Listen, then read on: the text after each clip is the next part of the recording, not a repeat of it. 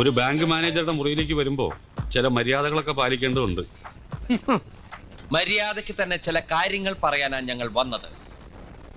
പണ്ട് അതായത് വർഷങ്ങൾക്ക് മുൻപ് ഒറ്റപ്പാലത്തുള്ളൊരു ചെറുപ്പക്കാരൻ ബാങ്കിൽ ജോലി കിട്ടി ഒറീസയിലേക്ക് പോകുന്നു. അവിടെ സുന്ദരനായ ഒരു ഫോറസ്റ്റ് മാൻ ഉണ്ടായിരുന്നു. അയാൾക്ക് സുന്ദരിയായ ഒരു മകളുണ്ടായിരുന്നു.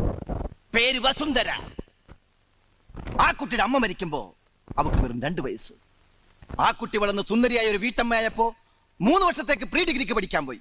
ഡിഗ്രിക്ക് പഠിക്കുന്ന കുട്ടി അവിടെ പ്രൊബേഷണർ ആയിട്ട് കേരളത്തിൽ നിന്നും വന്ന ഒരു മാന്യ പിശാച് എന്ന് പറയുന്നതാണ് ശരി. അതെ, ആ മാന്യ പിശാച് അവളെ വളച്ചെടുത്ത് ഗർഭിണിയാക്കി. നിങ്ങൾ എന്ത് പ്രാന്തായി പറയുന്നത്? എനിക്കൊന്നും മനസ്സിലാവുന്നില്ല. മനസ്സിലായില്ല? മനസ്സിലാക്കി തരാം.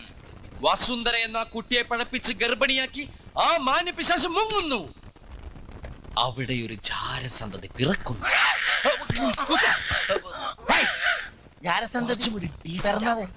പിശാച് ഇവിടെ വന്ന് ഒരു കല്യാണമൊക്കെ കഴിച്ച് ബാങ്കിൽ ജോലി നോക്കി സുഖമായിട്ട് ജീവിക്കുന്നു. ഇപ്പോഴും മനസ്സിലായില്ല? വേണമെങ്കിൽ ഒരു ക്ലൂ തരാം. തലയിൽ മുടിയില്ല. ഞങ്ങളുടെ മുന്നിൽ ഇരിപ്പുണ്ട്. നിങ്ങളുടെ സ്വന്തം രക്തത്തിൽ പിറന്ന പെൺകുട്ടി ഇപ്പൊ ഞങ്ങളുടെ കൂടെയുണ്ട്. ഇപ്പൊ ഞങ്ങളിത് മറ്റാരോടും പറഞ്ഞിട്ടില്ല. പറയേണ്ടി വന്നേക്കും.